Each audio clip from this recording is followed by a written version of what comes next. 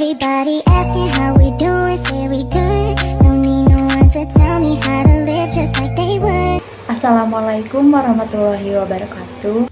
Alhamdulillahirabbil alamin wa bihi nasta'in wa ala umuri dunya waddin.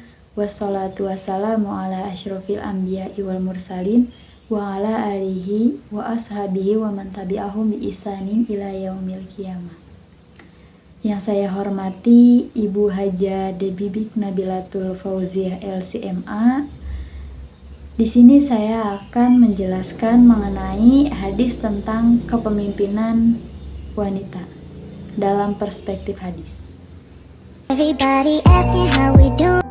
Dan di sini terdapat hadis mengenai kepemimpinan perempuan yang berbunyi Haddatsana Utsman bin Al-Haitsami Haddatsana Aufun Anil Hasani an Abi Bakrata qala laqad nafa'anillahu bi kalimatin sami'tuha mir Rasulillahi sallallahu alaihi wasallam ayyamal jamali ba'da ma qidtu an alhaqo bi ashabil jamali fa uqatila ma'hum qala lamma balagha Rasulullah sallallahu alaihi wasallam anna ahla farisa qad malaku alaihim binta Kisra qala lan yufliha qaumun walau amrohumum ro'atan. Dari Utsman bin Haitsam, dari Auf, dari Hasan, dari Abi Bakrah berkata, Allah memberikan manfaat kepadaku dengan sebuah kalimat yang kudengar dari Rasulullah SAW pada hari menjelang perang Jamal. Setelah aku hampir membenarkan mereka, yaitu Ashabul Jamal, dan berperang bersama mereka, ketika sampai kabar kepada Rasulullah bahwa bangsa Persia mengangkat putri Kisra sebagai pemimpin, beliau bersabda, tidak akan beruntung suatu kaum yang menyerahkan urusan mereka kepada wanita. Hadis riwayat Bukhari. Hadis ini diriwayatkan oleh Imam Bukhari dari jalur Utsman bin Haitsam yang bersambung sampai sahabat Abu Bakrah yang bernama asli Nafi bin Al-Haris. Jadi dari hadis tersebut terdapat pemahaman dari segi tekstual dan kontekstualnya. Pertama kita membahas dari segi pemahaman tekstualnya. Pertama kita akan membahas pemahaman dari segi tekstualnya terlebih dahulu. Hadis tentang wanita menjadi pemimpin ini secara umum jumhur ulama itu memahami bahwa hadis tersebut dipahami secara tekstual saja, bahwa menurut syara wanita hanya sekedar diberi tanggung jawab untuk menjaga harta suaminya.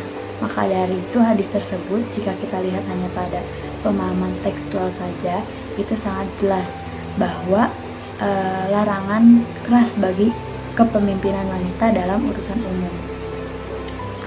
Dan pada saat itu juga wanita sama sekali belum memiliki sifat kewibawaan untuk menjadi pemimpin masyarakat, sehingga mayoritas ulama pun menyatakan kepemimpinan perempuan dalam urusan umum itu dilarang.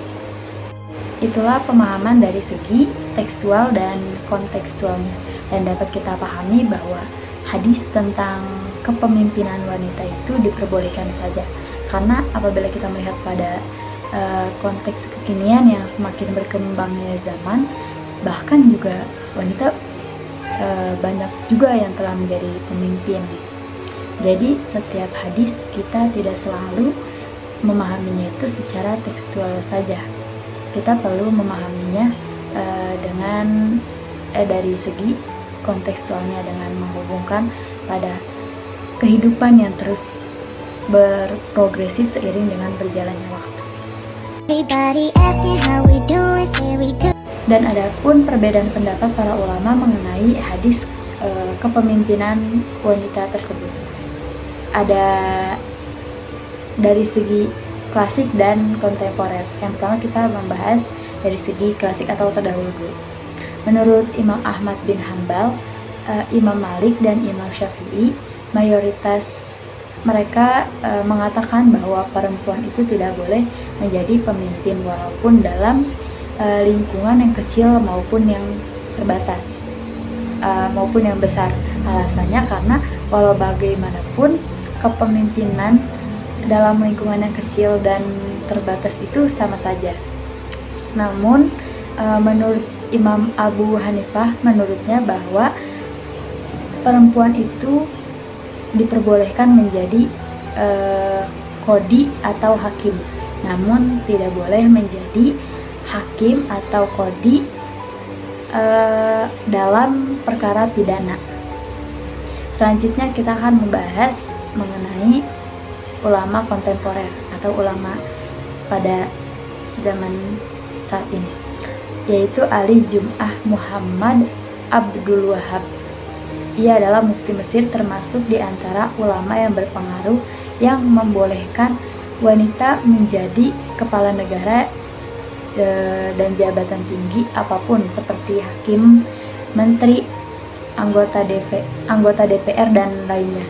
Namun ia sepakat dengan Yusuf Qaradawi bahwa kedudukan Al-Imamah Al-Uzma yang membawahi seluruh umat Islam di dunia harus dipegang oleh laki-laki, karena salah satu tugasnya adalah sebagai imam sholat. Adapun nilai-nilai pendidikan yang dapat kita petik dari memahami hadis tersebut, itu mengajarkan kita nilai-nilai tanggung jawab, betapa pentingnya tanggung jawab dalam kepemimpinan. Lalu ada mengajarkan kita keadilan, bahwa kepemimpinan wanita juga diharapkan berjalan dengan baik seperti kepemimpinan laki-laki. Lalu potensi individu. Hadis ini menekankan kita untuk memilih pemimpin itu berdasarkan kualitas dan kemampuan pemimpin tersebut. Jadi kita bukan hanya memilih karena gender saja. Adapun nilai-nilai pendidikan yang dapat kita petik dari memahami hadis tersebut, itu mengajarkan kita nilai-nilai tanggung jawab, betapa pentingnya tanggung jawab dalam kepemimpinan. Lalu ada mengajarkan kita keadilan, bahwa kepemimpinan wanita juga diharapkan berjalan dengan baik seperti kepemimpinan laki-laki. Lalu potensi individu. Hadis ini menekankan kita untuk memilih pemimpin itu berdasarkan kualitas dan kemampuan pemimpin tersebut. Jadi kita bukan hanya memilih karena gender saja. Mungkin sekian penjelasan dari saya mengenai hadis tentang kepemimpinan wanita.